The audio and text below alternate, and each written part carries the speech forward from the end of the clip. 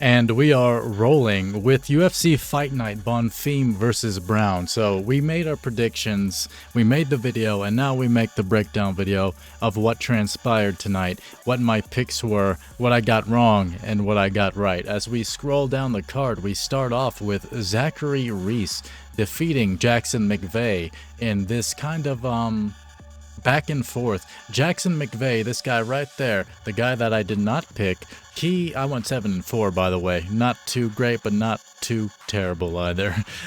Jackson McVey, he was really good with the clinch elbows. He was really good at grabbing onto Zach Reese. And I noticed that Zach was way better when they were at distance, which was pretty rare, but anytime they're at distance, he was pop-shotting Jackson pretty easily. But for some reason, Zach has a weakness. He doesn't seem to know how to get out of the grappling exchange, right? Like he's like maybe in a Muay Thai clinch, and sure, it's not the easiest thing to get out of. The guy's grabbing onto you, but Zach doesn't seem to know how to back out of it, and he just kept fighting within the clinch himself, within the grappling exchanges, and he was getting hit way more than he was hitting Jackson. And I think Zach was smart in certain ways because he was hitting the body a lot, and you could tell that Jackson was slowing down. Even just after one round, Jackson McVey was slowing down against Zach Reese, and Zach Reese is coming off like I don't even know what maybe 10 days notice. I don't know. I haven't been keeping up with the actual event, so I don't know when these things happen. I just make my picks pretty late, and I noticed that the fight was on the card, and I picked Zach Reese. A lot of the time, it's smart to actually know if it's a short notice event or for that fighter, right? And if it is, like, sometimes you pick against him, but in this case, no, it didn't make sense. I was saying Robert Valentin when because that was his original opponent.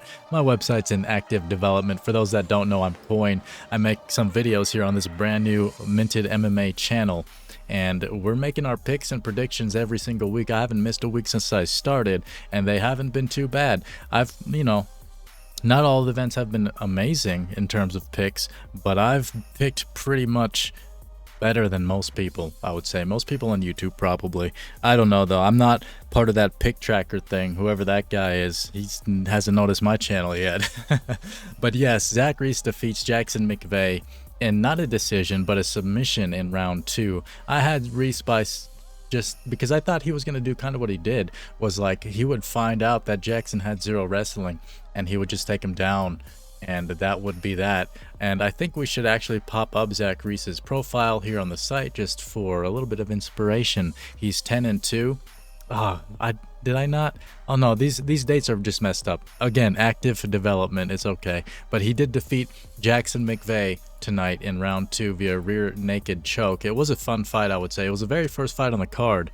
Very fun indeed. As we move up the card to Miles Johns versus Daniel Marcos. So on this one, I chose Marcos, which is the correct pick. I chose him via decision. Nope, 2 submissions in a row in round 2. And Daniel was kind of just big brothering Miles Johns, even though I'm pretty sure he's a little bit younger than Miles Johns is. Let's check out Daniel Marcos, the winner in this fight. Yep, 32 years old versus Miles Johns, right? What are you, Miles Johns? Let's see here. 31. Oh, what?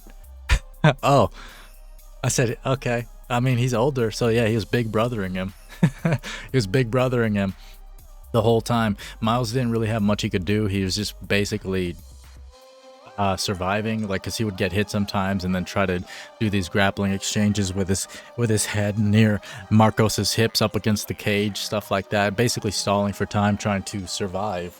And survive he did not. He got submitted in the second round. As we move up the card to Tecia Pennington, aka Tecia Tiny Tornado Torres versus Denise Gomes. And I say it like Gomes. I think it's Gomes, right? If there's a Z, it's Gomez because it's Mexican. If there's an S, it's Gomes because it's Brasil. Obrigado, Brasil. I don't know if that's right. But anyway. Oh, don't forget to hydrate. I'm coughing. I picked Denise Gomes, defeating Tecia Torrington via decision, which she did do indeed. I believe most of the scorecards were 30-27. Maybe there was a 29-28 in there. I don't know. I don't know if Tecia took a round, but she definitely took a step back, like constantly. She just constantly kept taking steps back, which is interesting because, like, she probably would have done much better if she went forward, much like Denise was doing, right? Denise was going forward. She was pushing forward. And let's look at Denise's profile because she's the winner here tonight. Denise Gomes, 12-3-0. Yep, she moves up, defeating Tecia Pennington in a kind of back and forth, not so fun fight, but not terrible. This is not like a super bad fight. It wasn't so bad. It was okay. I wouldn't hate on it, but it wasn't also anything I would ever recommend anyone watch, unless you're like a super fan, of course. As we move up the card to Josh Hokit defeating Max Jimenez. Yeah, I did have him via round 1 KO. There's another perfect pick right there. Josh Hokit defeating him. These are the two big boys I mentioned, big in the wrong places even. And Josh Hokit did his thing. He moves up to 7-0 after defeating Max Jimenez via right hook in round 1. Real quick. It happened real quick. Like, Max Jimenez basically did nothing. I don't think he did anything in that fight. I mean, Josh Hokit has a 100% win streak as well as a 100% finish streak. So he's never had a decision in his life in MMA yet.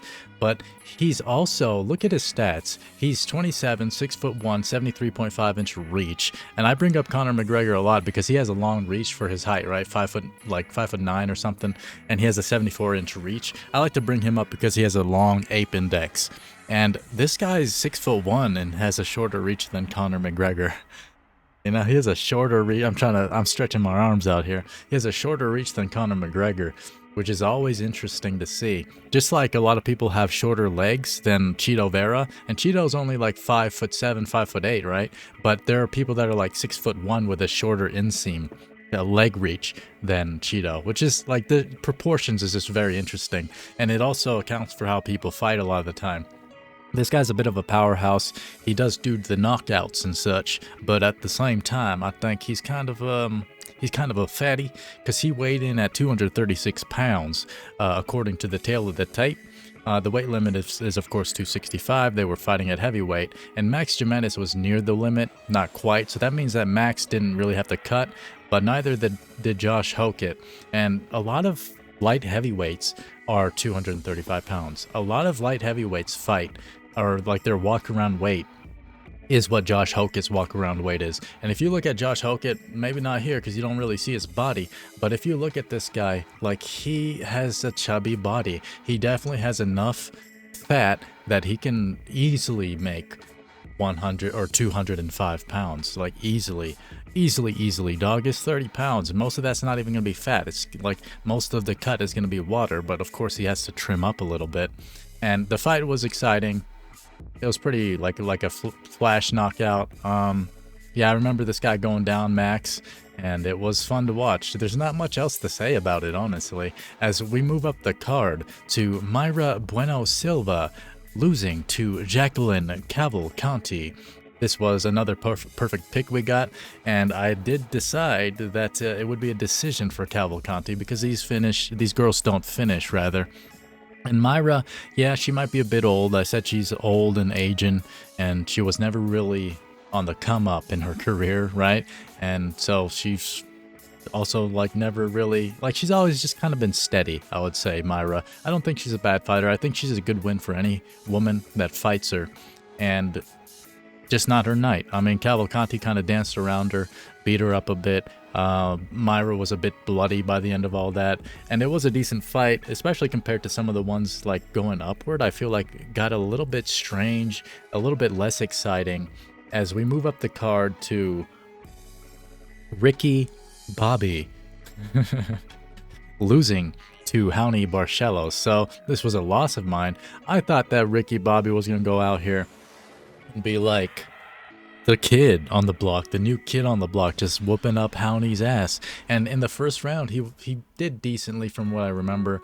Ricky Simone, I think Ricky Bobby, it just sounds way better. But I think Ricky did okay in the first round, but he was on his way down the whole time, downward trajectory. Roani Barcelos was just building up, and he wins via 3-round decision. I mean, like, Ricky had kind of that young man angst in him at the end. He wanted to kind of bang with Howney at the end, and Howney wasn't really having it because he was like, nah, I already won, man. Like, I ain't gonna bang with you right now, man. I already kind of won. And he did. Like, there's no debating that one. And I just feel like I've put a lot of faith in Ricky Bobby here. I've put a lot of faith in this boy. How old are you? Maybe I shouldn't call him a boy, huh? I mean, typically, if you want to be respectful, you don't call any man a boy. But I'm also, like, I don't care. I'm joking, man. You know? A lot of people are so sensitive. Oh, you're talking about Tom crying. You're such a freaking clickbaiter. Bro, clickbait? I get like 30 views on this channel. You think I'm trying to get views off this shit? I'm trying to be myself because I love talking about this stuff. I love MMA. I've been into it for over 12 years now. Especially the UFC. I've watched like every single UFC event. Don't forget to hydrate. And man, like, it's not clickbait. Like, if I wanted to clickbait and do that shit, it's not about picks videos. All I do is picks videos. Nobody watches picks videos unless you're like a big channel. Who the heck cares about some random guy making picks? I make these as accountability. Like, because a lot of people like to talk shit, and they always say, oh yeah, my picks are such and such. Oh, you picked that person and such and such. Like, bro, where's your video? Where's your video at? Where's at least your Tapology page? At least your Tapology page, right? Like, at least lock in your picks. That's why I'm making a website here where we can freaking pick these fools. Look at that. Make your pick. We can make a pick. I mean, like, I'm not supposed to be able to do this right now. The event's ended. We're supposed to cut it off, but this is an active development, as I've been mentioning a lot. And man, I do it for accountability and for fun. This is fun to me, making picks and talking shit. And when I talk shit, I'm not really talking shit. I'm just being entertaining. If you don't think I'm entertaining, you probably haven't been watching. You probably wouldn't be here right now. You wouldn't be up to this point watching me if you thought I was not entertaining, right? Like, you would not be at this part of the video. You would have clicked out like 2 minutes in, or even less.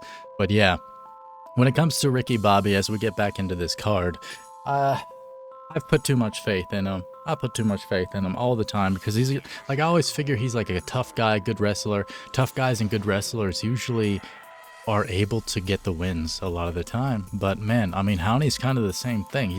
You wouldn't necessarily call him a wrestler, but he doesn't know how to wrestle.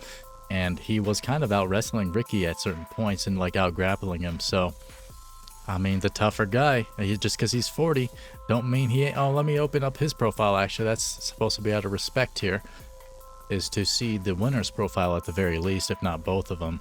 Yeah, so Roani Barcelos wins via decision, 3 rounds, and we move up the card to Hyder Amil being defeated by Jamal Emmers. I said Emmers was 2 Emmers for me to pick, but nah, look at this. It did not go the way that I thought. I had freaking Hyder going for a 2nd round KO against Jamal, but nope, Jamal actually kind of played the game well, and he beat up Hyder for the most part. And this is like the 2nd time I've picked Hyder, man, and he lost 2 times in a row, I'm pretty sure. Let's check him out. Where's what's his name? Josh, or Emmers? Jamal. Same thing. Jamal right here. Let's see. Jamal Emmers, 22-8. Yep. And he defeats, of course, Hyder via decision. And it was a fun fight overall, but it was also a little bit frustrating if you thought that Hyder could really do something. Because Hyder, look at his freaking thing. He last lost to these 2 guys now. I don't know, man. And then his other fight was a split decision. Before that, oh man, I mean, William Gomes is not too bad. That's like that French guy, right? He's not bad, but like, man, I don't think you can really trust Hyder unless he's fighting maybe like up and coming, well, not up and coming, but like UFC, new UFC entries, you know, whatever the heck, however the heck you say it. It's late, man, and my nose is itchy. I guess a little bit of allergies or something coming on. But yeah, like Hyder, this is probably the fight I was most disappointed in out of all the fights that I got wrong, was Hyder Amil, because I put so much faith in him, even less than Ricky Bobby, I would say, even more than Ricky Bobby. My disappointment is because with Hyder, I felt like he could do more and he just didn't. It's like you see the talent and they decide not to do anything with it. Whereas at least with Ricky Bobby, he was trying the whole time. You could tell he was trying. It wasn't like he was being lazy and just accepting a loss. He was trying. He was just definitely trying. He's just lost, which is fine. Like, in my mind, as long as you're trying that hard, good. And maybe a lot of people can look at this fight with Hyder and be like, no, he was trying too. Hyder was trying hard. Maybe. I don't know, man. I don't know. You could argue that. I'm not even gonna argue back. I just think he wasn't trying as hard as he could. But he's also 35 years old now, man. And how old is Jamal? 36, dog. Sheesh. Yeah, I don't know, Hyder. Like, just don't pick Hyder again, I would say, for the most part. Unless, again, he's coming up against, like, some brand new newbie or somebody coming on, like, short notice to fight him, right? I think maybe then you can choose him. As we move up the card to the main card with Christian Leroy Duncan defeating Marco Tulio, one of my 4 or 5 losses. I have 5 losses, 7 and 5, right? Is that right? 7 and 5. Yeah, that's right. 7 and 5. So with Christian Leroy, I chose Marco Tulio as we look at him here on Tapology via round 1 KO. No, Christian, which is funny because I mentioned it in my picks video. Like, Christian was actually going for it, and I said that he's kind of a safe fighter. He's more of a safe fighter than not, but the way that he was fighting Marco Tulio, and that's probably the way I mean, I probably should have intuited that Marco would lose based on me saying his name like he's Italian, you know, like Marvin Vittori, like, and he lost like pretty bad. He was getting beat up the whole time. He had some good strikes against Christian, but overall Christian just outplayed him, man. Like, he fought like he was the English boxer, right? In there, of course, his MMA, they're throwing a lot of elbows and stuff like that, but like, he fought like he was the more skilled person rather than just like a brute. Which, of course, like, that's kind of how Christian fights. I don't think he ever does fight like a brute, but Marco was kind of fighting a little bit like a brute. He was trying to go for it. Like, you can respect that sometimes. It's hard to not respect when people try to go for it, but just not enough experience. I usually go for the guys with more experience, more UFC experience especially. You see this, he only has 3 fights. He lost one of them, that last one against Christian here. And Christian has had way more fights in the UFC, more than double, maybe even triple. 1, 2, 3, 4, 5, 6, 7, 8, almost triple. Not quite, just one more and he'd have freaking triple the fights in the UFC. And this is probably a pick I should have probably picked, in my opinion. I think I don't always go back on my picks as if they're bad picks, because I think sometimes it's about what you're saying about the pick rather than what the actual pick is. Like, you can lose your picks, but if you're predicting kind of how the fight goes, or you're predicting almost basically how the guy that you picked would have won because he did the thing that you said he would do, I think that's not a bad pick. I don't think it's that black and white that you can just say picks are bad just because you got the wrong pick, unless you're betting, and I don't really bet on these, right? But with Christian Leroy Duncan, I would say this was actually a bad pick on my part. Like, man, he did well. I can't even hate on him, man. Like, I always talk about these guys running around and playing the game, but he played it freaking well, and he was striking, and he was going for it, and he finished the guy. So, like, all freaking respect via spinning back fists and punches as we move up the card to Chris Padilla defeating one of the 2 Bonfim bros tonight, Ismail Bonfim, via KO TKO in round 2. I had it via submission in round 1 because Ismail does get finished via submission, and I just figured maybe Chris would hurt him and then finish him. As we open their profile pages here, Chris Padilla moves up to 17 and 6. Yeah, I mean, that was a fun fight, I would say. And Ismail was just so tired by the point in the round that he got finished in. Round 2, 4 minutes and 30 seconds. He was just basically covering up. He was so gassed.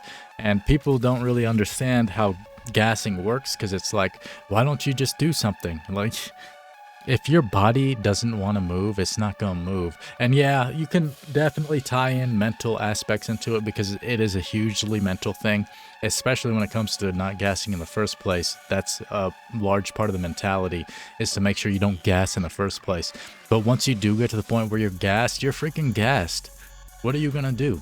Like, man, I mean, I never want to see a guy just cover up and get his head beat in.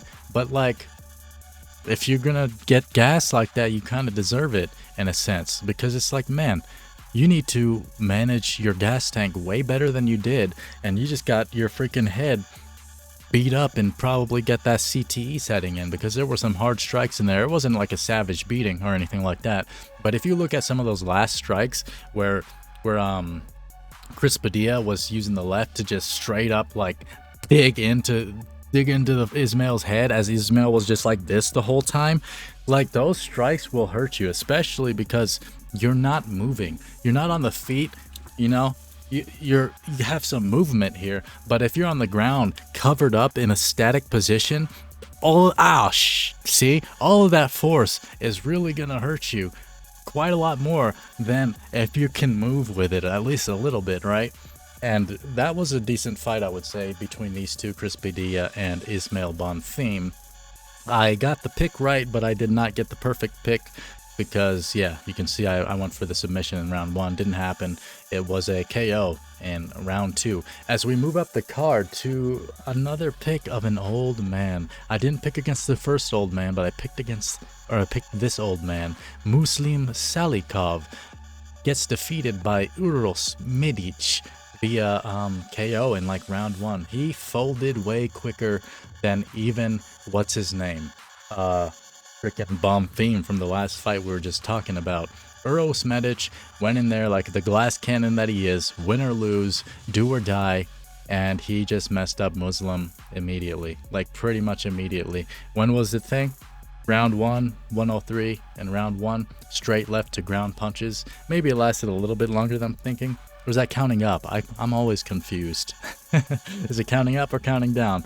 I think it's counting down, because he finishes him at 103 of round 1, right? Not 1 minute and 3 seconds in. I'm gonna have to figure that out. This is my own website and I don't even know that. But yeah, like it depends on like the site. A lot of people do the countdown, a lot of people do the count up. I think the countdown makes more sense because the time is always counting down. So if it says 103, I imagine that means it was almost 4 minutes in, right? In my mind. But I don't remember. I feel like it happened way quicker than 4 minutes in. But anyway, it doesn't really matter. Muslim loses in freaking by KO to via straight left to ground punches. He just covered up just like Bonfim did, but he covered up quicker. And in my mind, gassing or being hurt and covering up, because Bonfim was both gassed and hurt, and Muslim was just hurt because it was very beginning of the fight. He wasn't gassed at all. Like there's a difference between getting gassed and just not being able to do very much versus getting hurt and choosing not to do anything. There's a difference. Prove me freaking wrong, man, as my freaking nose just keeps getting itchier and itchier. I need to make sure I'm drinking plenty of water because histamines do build up if you are not hydrating. As we move up the card to the co-main event of the evening, Matt Schell loses to Joseph Morales. I did have Morales, but I had him via decision. And Morales just went in there and whooped up Schell pretty easily in round 1. He submitted him pretty quick. I think it was, let me see, let's open up their fighter pages here.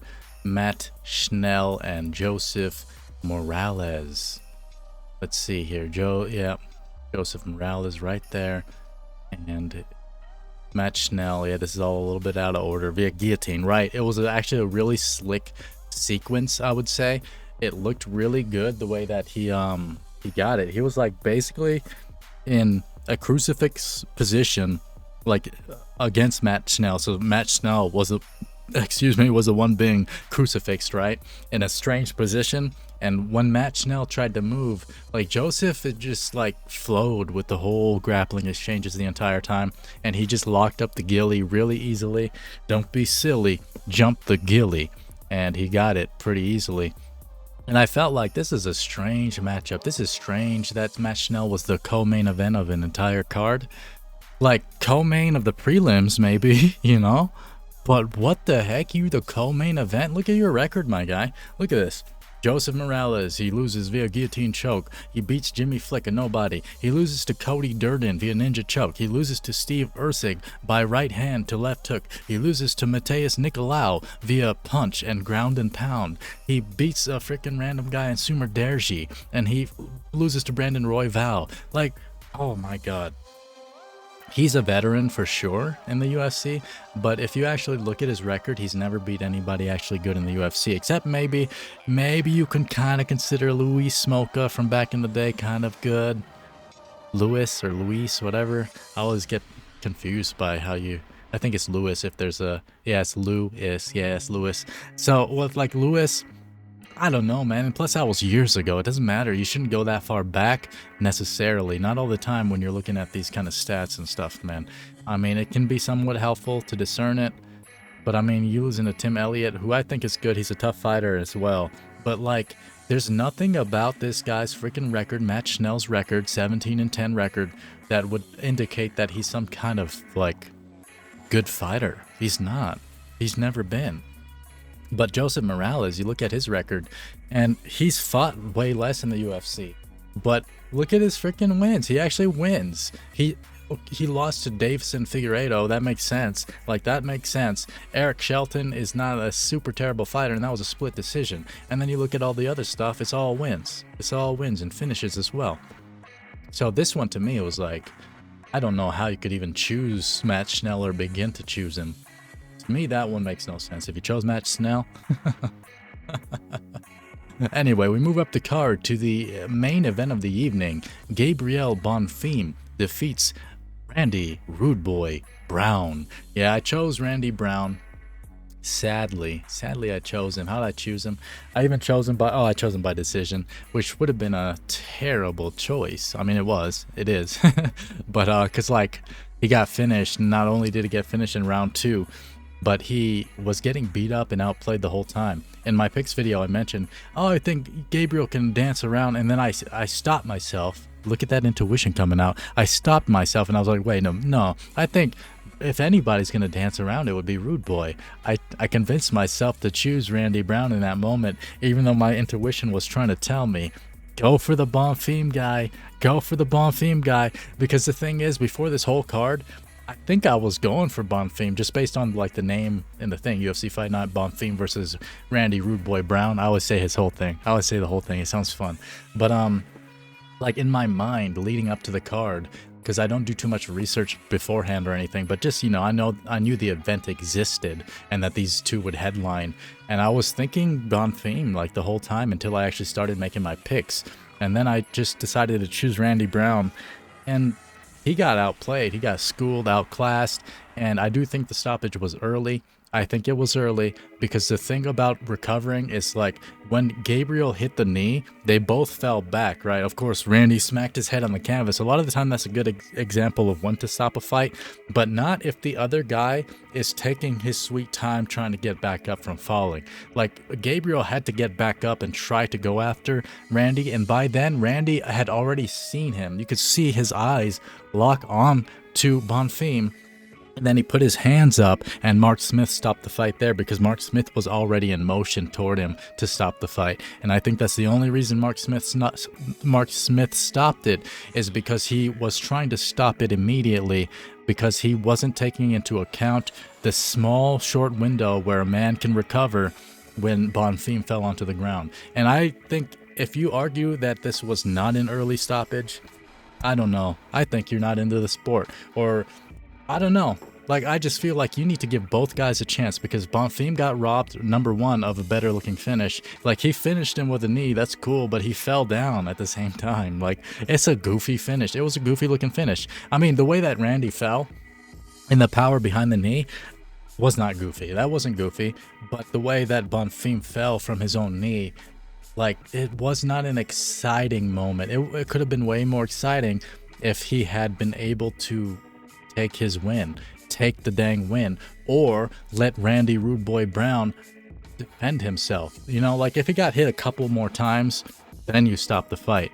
But at the same time, I understand Mark Smith was already going for it. He already saw that Randy Rude Boy Brown's head smacked on the canvas, and I'm like one of the first people to say, once your head smacks on the canvas like that, it's almost an instant stoppage, almost, but not quite. You can't just think about everything black and white. You cannot just think about everything black and white, just like all these people crying about fighters retiring. It's like, man, I know it's okay to cry, my guy, but you don't even know that, man. You're crying for this guy? You got some issues in your own life, and that's what I'm talking about. I mean, nobody knows what I'm talking about at this point, because it was in a live chat that I was talking about that, and it's just like, I feel the need to prove my side of that point, because I feel like you're a grown-ass man crying like Tom Aspinall, man. I don't know. Like, I will never be on that side where you're crying out of some sort of insecurity rather than actually just like genuinely crying out of emotion. There's a difference. And if you don't see the difference, you're blind. Good night. I won 7-4. It wasn't too bad.